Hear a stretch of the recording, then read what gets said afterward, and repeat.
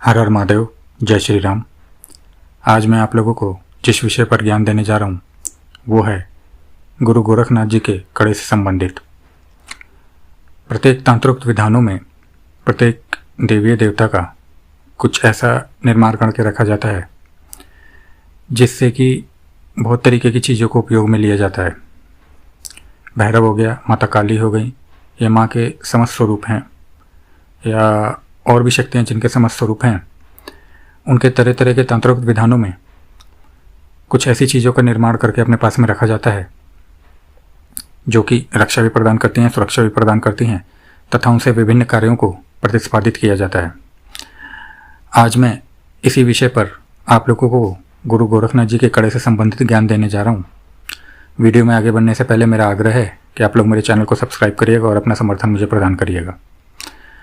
मुझे नहीं पता कि आप लोगों ने गुरु गोरखनाथ जी ये नवनाथों से संबंधित कड़े या बाकी जो अन्य चीज़ें हैं इस प्रकार की कि उनके किसी तरीके के अस्त्र को जागृत करके रखने की विधियों के बारे में कितना सुना है कितना नहीं सुना है, परंतु मैं आगे लेकर आप लोगों को उनके कड़े के निर्माण की विधि बता रहा हूँ। इससे किया क्या जा सकता है, इससे लाभ क्या क्या मिलते हैं। सर्वप्रथम तो साधकों के लिए तो ये अति उत्तम होता ही है।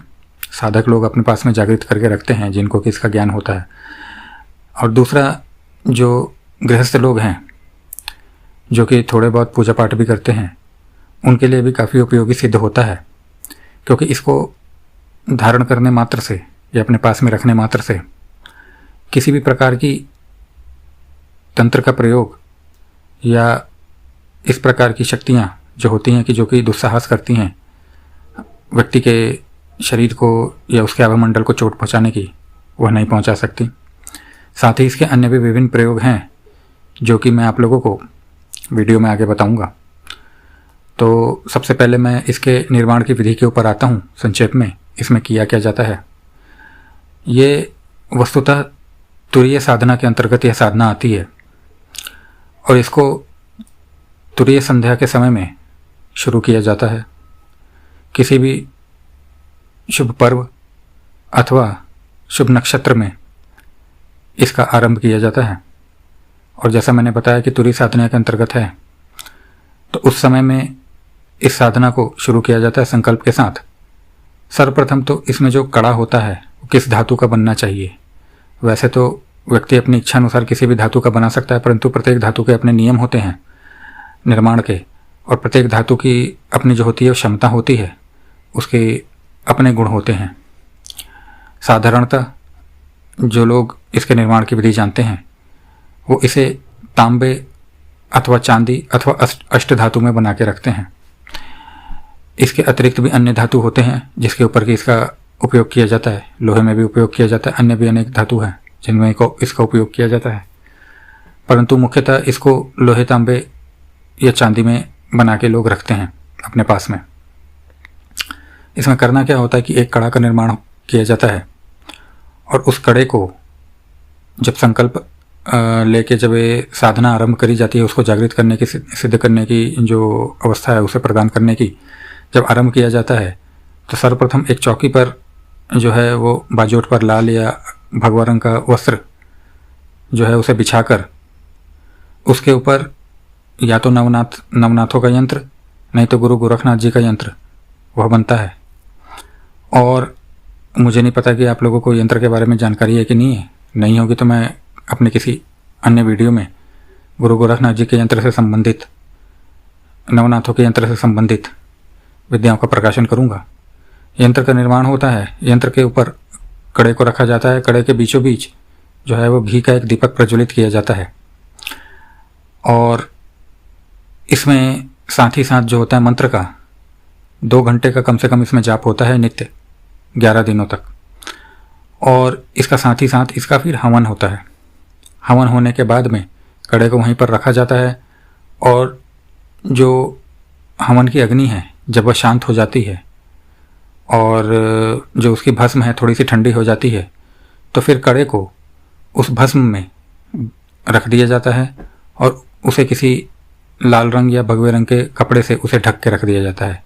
पुनः जब अगले दिन का समय आता है तो कड़े को उसमें से निकाल के और उसके बाद में उसे पुनः दीपक के पास में स्थापित करके फिर से वही विधि करी जाती है। ये विधि लगातार 11 दिनों तक करी जाती है, जिससे कि यह कड़ा पूर्ण रूप से जागृत हो जाता है। इस कड़े के फायदे अनेक हैं, लेने वाले के ऊपर है, उसकी बुद्धि की क्षमता के ऊपर है। साधारणतः झाड़ा वाड़ा की तो बात छोड़ दीजिए, इससे शक्तियों को हटाया जा सकता है, जो इसे जैसा मैंने अपने पहले बताया आप लोगों को कि इसको धारण करने मात्र से तंत्र का किसी प्रकार का आघात नहीं होता है और इसमें शक्तियों को उतारा भी जाता है, शक्तियों को बांध के रखा भी जाता है।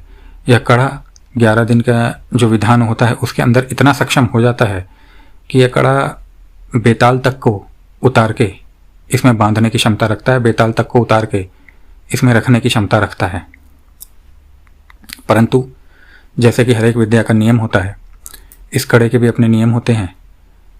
इसका नियम, कुछ नियम में से मैं आपको नियम बता देता हूँ। जैसे कि इस कड़े के यदि नियमों को पालन नहीं किया गया तो यह कड़ा भंग हो जाता है, खंडित हो जाता है। शुद्धता, आचरण, ये तो इसके नियमों में है ही। साथ ही साथ धारण करने वाला व्यक्ति जितना भी परोपकारी प्रवृत्ति का होगा, कड़े की शक्ति उतनी बढ़ेगी। जितना पूजा पाठ इत्यादि करने का होगा, कड़े की शक्ति उतनी बढ़ेगी। साथ ही साथ इससे जितना भी काम लिया जाएगा, जब जब काम लिया जाएगा, तो इसकी शक्ति पुनः क्षीण होती जाएगी, क्योंकि ऊर्जा का अपना एक स्तर होता है, ऊर्जा का कार्य करने का अपना एक स्तर होता है। परंतु 11 दिन की विधि में यह इतना जागृत हो जाता है कि यदि कोई इससे भारी कार्य नहीं लिया गया, केवल धारण करने मात्र भरकर लिया गया, तो ये समझ के चलिए कि आपका 11 दिन की विधि के अंदर ये इस प्रकार से जागृत हो जाएगा कि ये 6 से 8 माह या वर्ष भर तक इस प्रकार का आपको प्रचंड सुरक्षा प्रदान करेगा, जिससे कि जैसा मैंने बताया कि किसी भी प्रकार का आघात, किसी भी प्रकार का षटकर्म आपके ऊपर कार्य नहीं करता है। इसके अन्य भी उपयोग होते हैं और जो साधक होते हैं उनके लिए अलग दिव्य उपयोग इसके होते हैं, जो कि मुझे सही लगा और जो वो हुआ तो उसके विषय पे मैं प्रकाश डालूंगा। तो कड़े के बारे में मैंने आप लोगों को इतना बताया जिससे कि आपके ज्ञान में वृद्धि हो। आशा करता हूँ मेरे द्वारा दी गई ये जानकारी आपको अच्छी लगी होगी। इसी के साथ हर हर महादेव, जय श्री राम।